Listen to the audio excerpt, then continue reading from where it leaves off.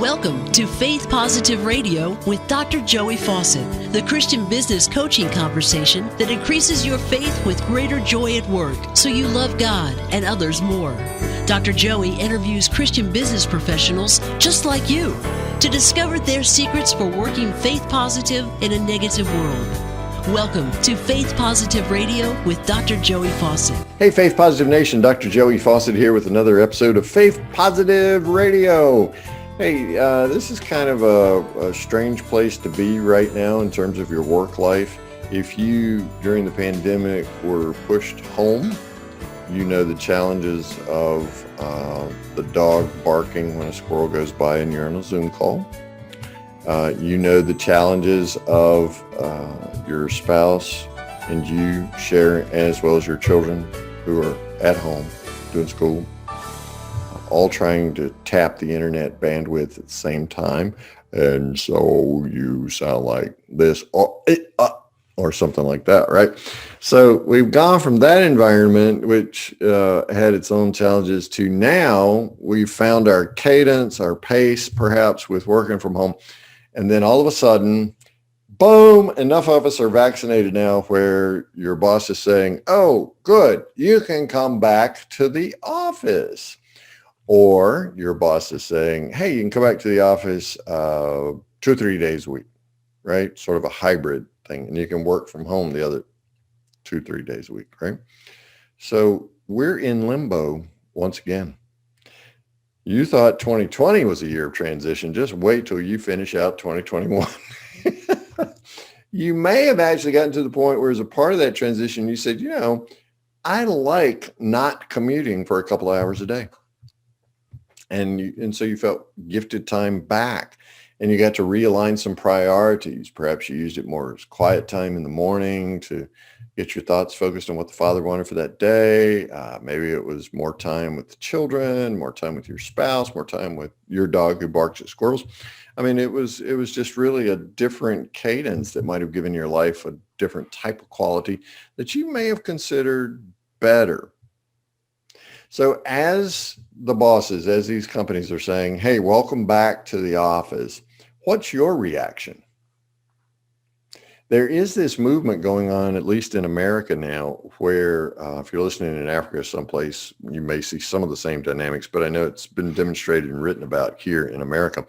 The Great Resignation is beginning.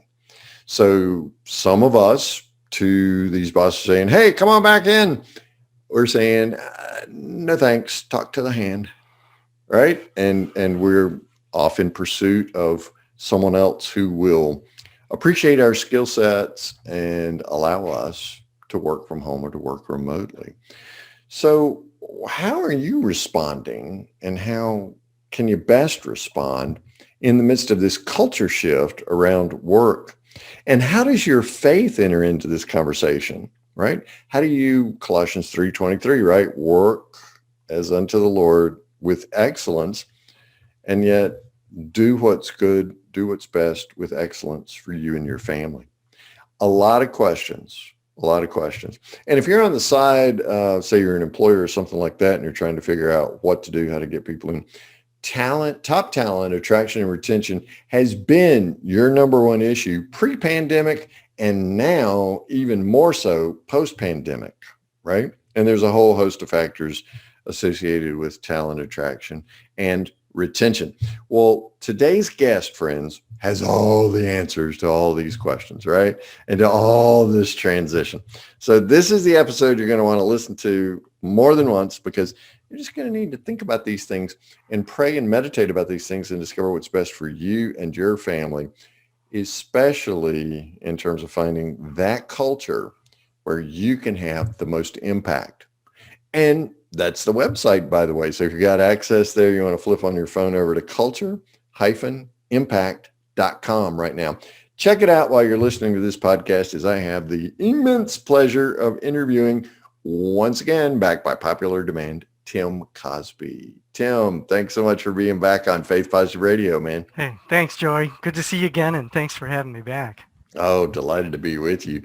Dude, we are in the wormhole. Yep.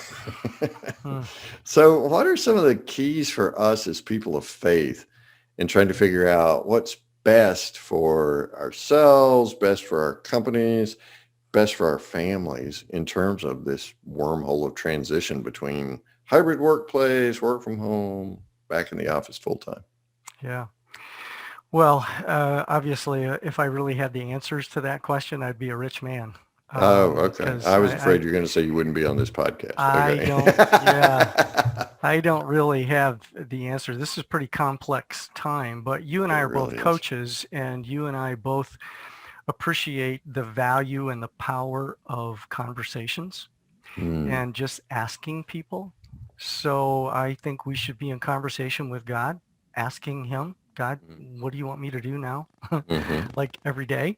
Like But every morning, I have right, to re-up with that conversation. several times a day, it's like, Yeah, okay, yeah. now what do you want me to do? Help me, Jesus Um, falls from my lips pretty quickly. That's right, and it should. But then I think, with our families, having those conversations, because Mm-hmm. even in my family, I've got 4 Mm-hmm. kids, 8 grandkids, and there's some differences of opinion when it comes to, masking or not masking, and Yeah.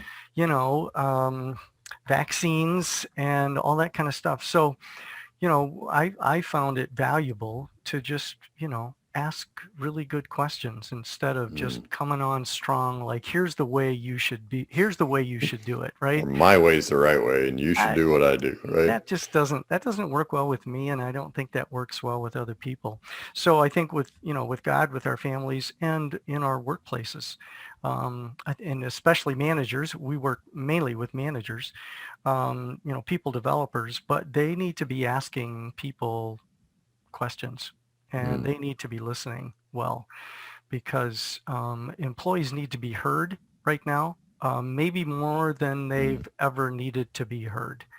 And you just mentioned the great resignation, Yeah, and the employee is in the place of power. I mean, isn't this an interesting time in absolutely. our workplaces? It's been a It's shift. never been like this. And so employees are now in that place where if the employer says, okay, well, everybody's coming back to work by September 1st, well, the Mm-hmm. employee can say, well, actually, I have a couple other job offers that would pay me more than what you're paying me, and I can work at home. So Mm-hmm. they're in the place of Mm-hmm. power, and they can say that. Yeah. So I think it's really incumbent upon people leaders, business owners to really be listening well, asking good questions, and really finding out from people where they're really at. Mm. There's somebody who's listening to this, though, maybe a business owner or a manager who's saying, look, this is our company. We ought Yeah, to be able to tell people what to do. How yeah. do you respond to someone like that, Tim? Well, I would just say, first of all, how's that working for you? Maybe it's working well, and that's why they want Yeah, to it keep might doing it. be. You attract Um, people who want to be told what to do and how to do it. Yeah, but all the research, if they're reading any sort of research right now, they're reading that employees are really looking for coaches, not bosses. Mm, And the age of command and control, top-down leadership that mm, existed pretty strongly when you and I were taking our first jobs, that's not going to be around much longer. And organizational leaders who don't learn how to listen well and ask good questions and really empower people, and really value autonomy. Um, it's like, okay, you own the company, you can do whatever you want, but 3 or 4 years from now, you're not going to have any employees. So it's kind of up to you. hmm. Yeah, because there is that distinction, particularly among millennials, where they want to be talked with and to have conversations as opposed to being talked at. Sure. So how do I, as let's say I'm a manager, how do I as a manager uh, actually put some conversational skills into practice? Because it could be a new skill set for me. And we found over the years that it is a new skill set for just about every manager we train. Mm, And unfortunately, managers have not been trained the way we're training them right now. You and I are coaches. We've learned how to coach, and we learn coaching skills. Those are the same kind of skills that managers and people developers need to develop.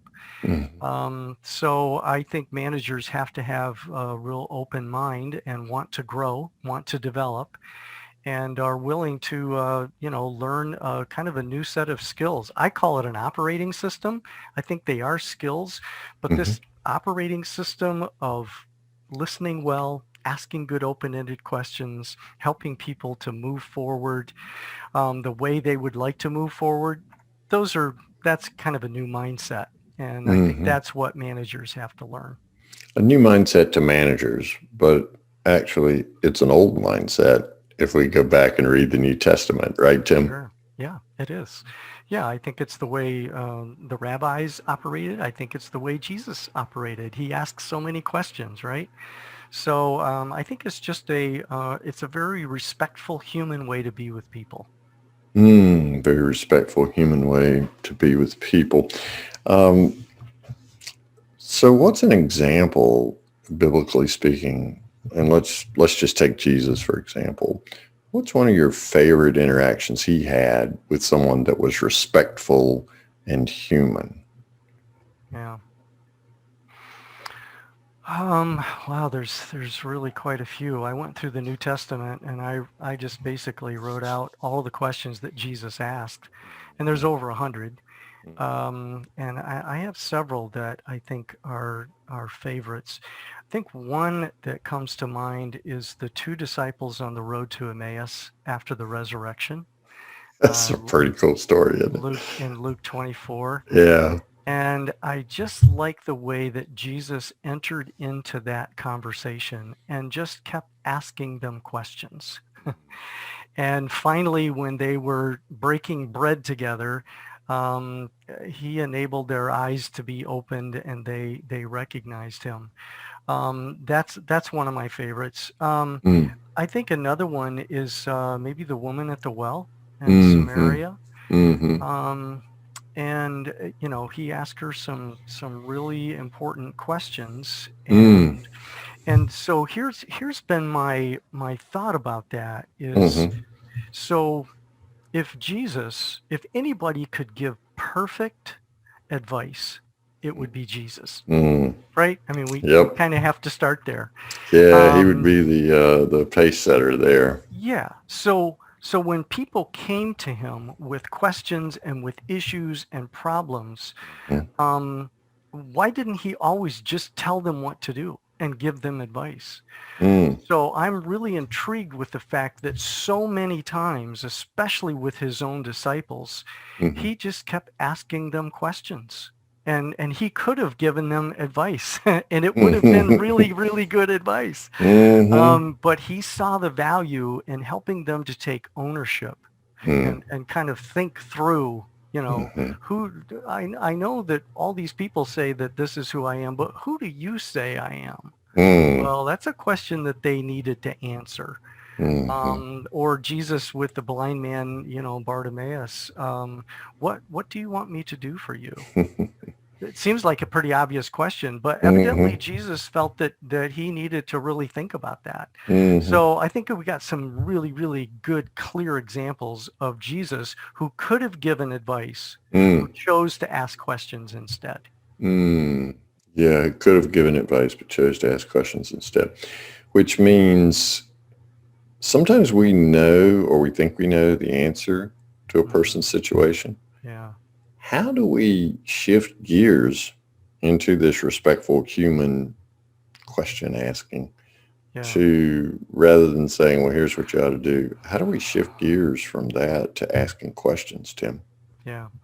Well, again, that's the mindset shift, and it takes some time, I think. But once you learn the skills and you learn that the way that you really empower other people is to get their input and ask them questions, then I think you start making the changes. And I tell leaders all the time, okay, you're an expert. It's why you got promoted to the position that you're in, because you're really good at what you do. when people come to you and ask a question of you, you probably know the answer most of the time. Mm. And the tendency is to just tell them the answer.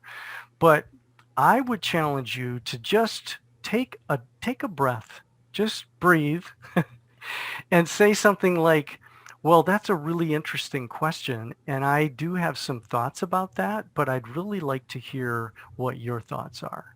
Mm. And just turn the table around. Mm. Just right at the very beginning of the conversation, this is, yes, I do have some thoughts about that.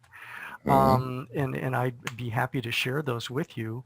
But wow, you're on the front lines with this thing. What are some things that you've experienced already? And what do you think would be the best thing to do? Mm. I think if managers would start doing that, they would find that people would say, oh, wow, well, somebody actually asked me for my opinion, right? And because Yeah. that doesn't happen very often, right? No. But if your interest is in retaining top talent, you move to a collaborative as opposed to a command and control Right. mindset Yeah. that's dominated by asking the question back Yeah. to them. Because, by the time somebody gets to use a manager with a question, they've already been struggling with an Sure. answer. And they've Right. got some ideas, and I want to try this, I want to try that. It may not be the most expeditious route, but it's certainly a path to great growth and learning. Yeah. Yeah. I remember a story kind of comes to mind here. We were training a executive director in a large nonprofit. Uh, And I remember him telling me after we had been through several days of training, um, he said, every morning at 8 o'clock, my managers line up outside my door. So when I come into the office, there's already a lineup. People have got questions. They've got problems. They've got issues. Fires are And burning.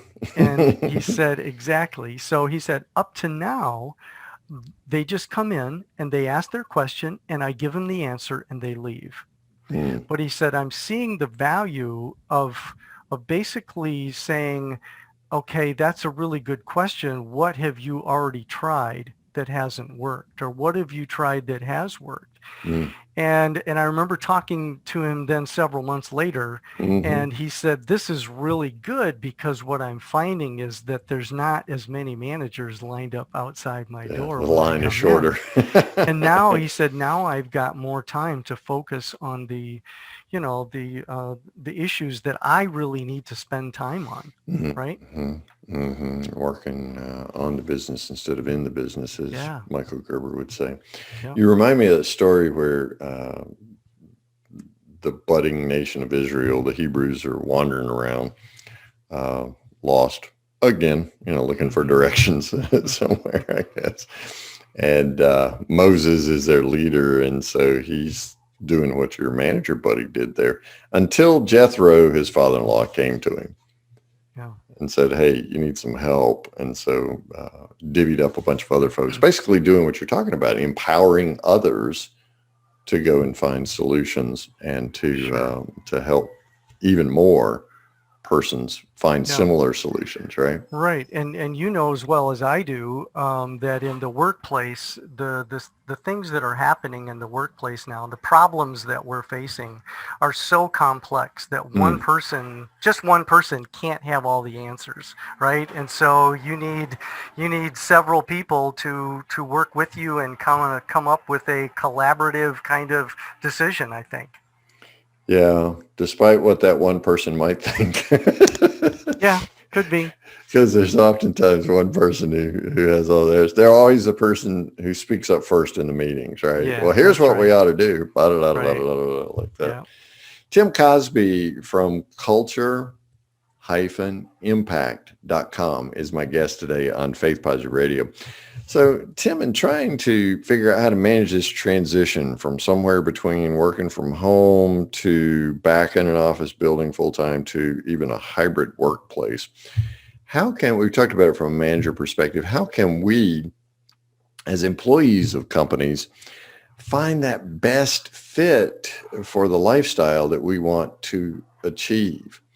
How can we use conversation, in fact, to Mhm. discover that best place? Because it may be the place we are now. We just need to have a conversation and say, here's what I've discovered. Or it could be that I need to go look, do the adamant determination to bring everybody back in. And maybe Yeah. I need to have conversations with other employers. How do I have those kinds of conversations to get to the lifestyle that I think the Father wants me to have? Sure. Wow, what a great question, Joey. Um, let's assume that the employee has a good relationship with their manager. Now Okay. that I could be assuming too much there, Well, but let's say a but decent let's relationship a where you can decent have a conversation, right? decent relationship, Yeah. exactly. And hopefully that manager has been reaching out to them probably on Zoom or phone or however they're Mm-hmm. doing that.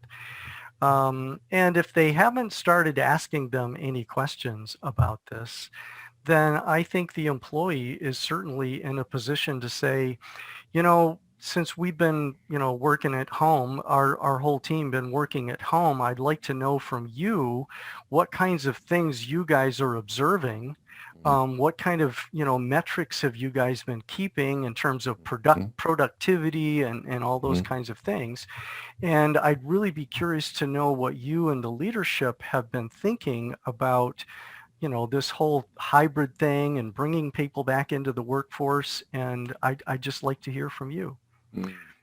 I think that would be a really interesting question for a manager. It's like Yeah. you're basically kind of turning this around on a manager and Mm. asking them an open-ended question. What have you Mm-hmm. learned from this? Mm. Or what are you learning from this? Mm-hmm. Because the research that I'm reading says that in many cases, productivity is going up. Yeah.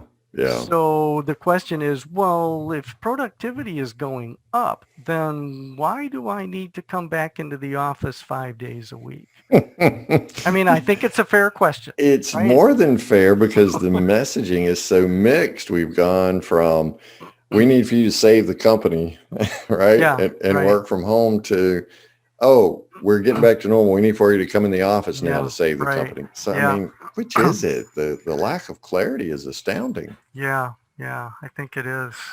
Yeah, so I think it just takes, good listening and Mm-hmm.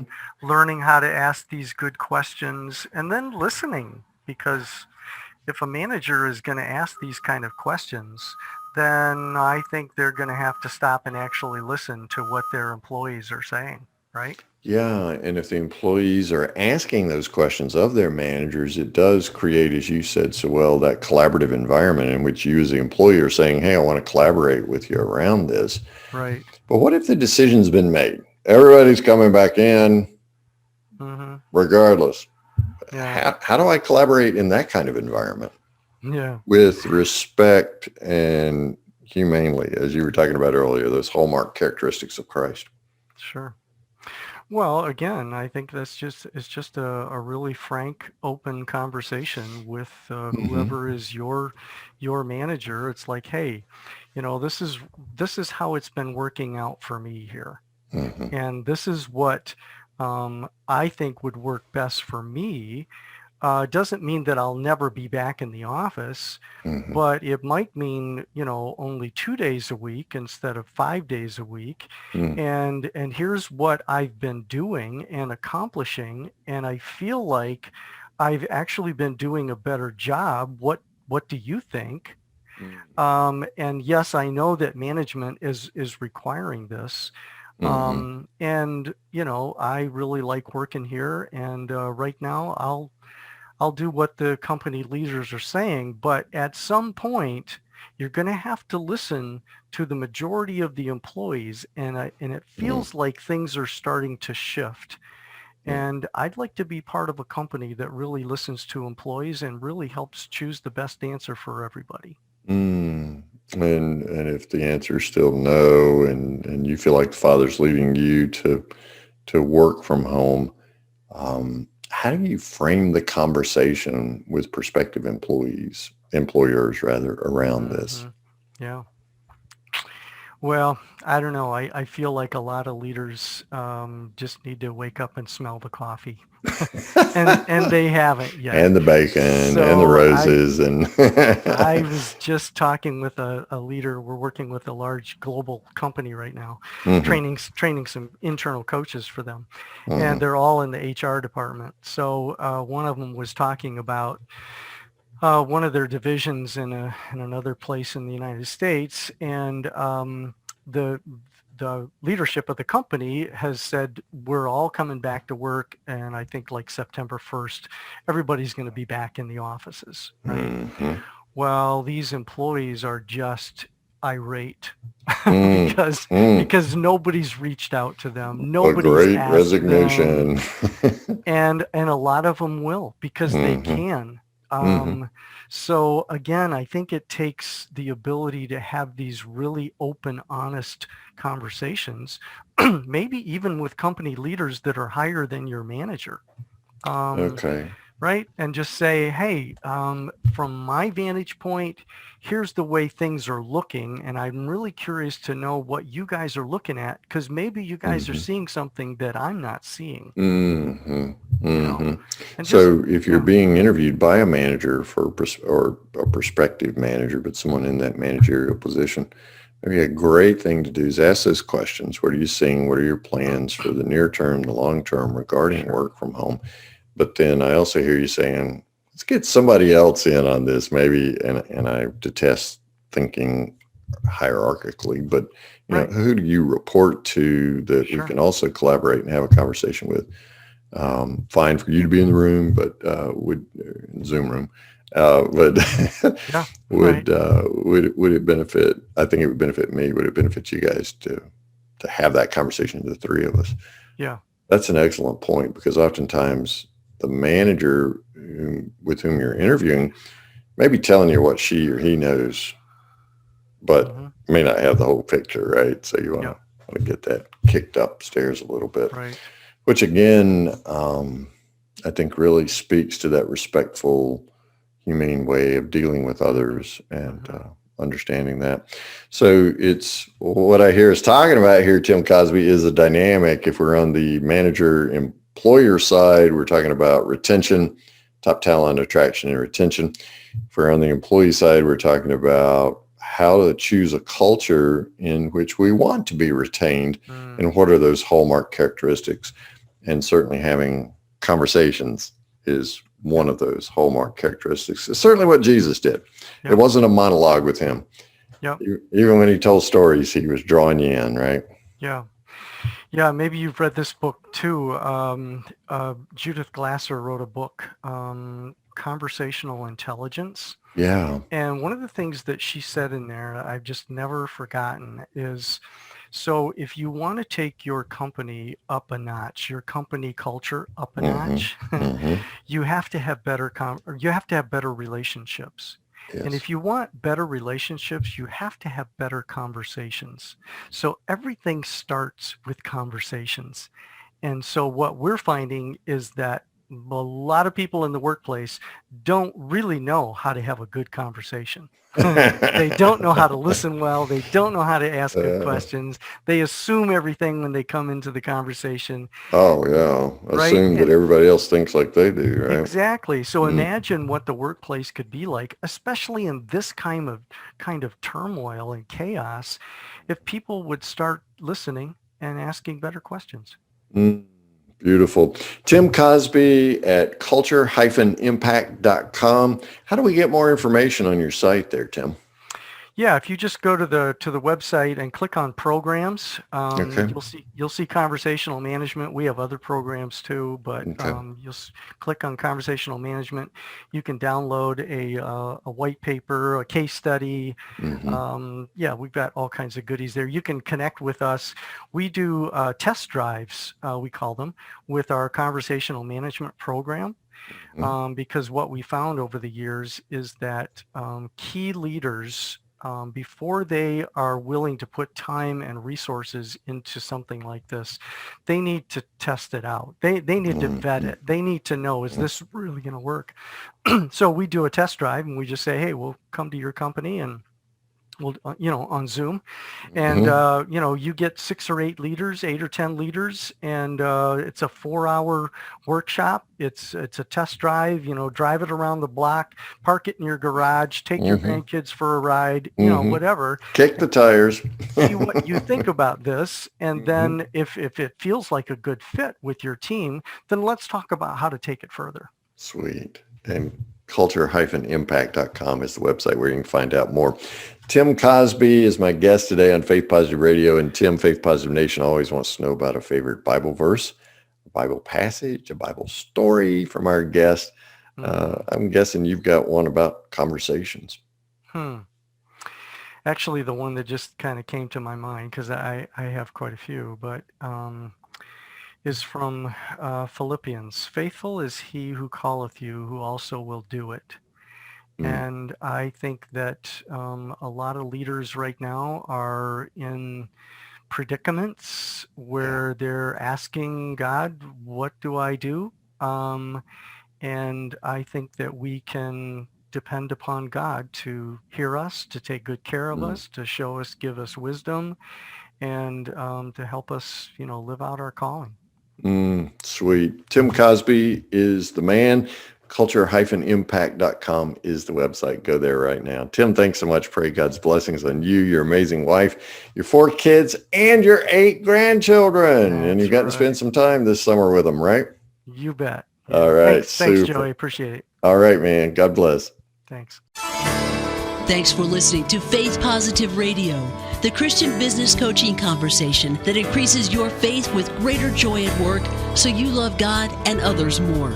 Suggest guests and ask questions when you email Dr. Joey at info@getpositive.today. And be sure to get your free gift of the 5 positive business conversations to have today coaching program at getpositive.today. Until next time, may God bless you with everything your heart can hope for and more than your mind can imagine.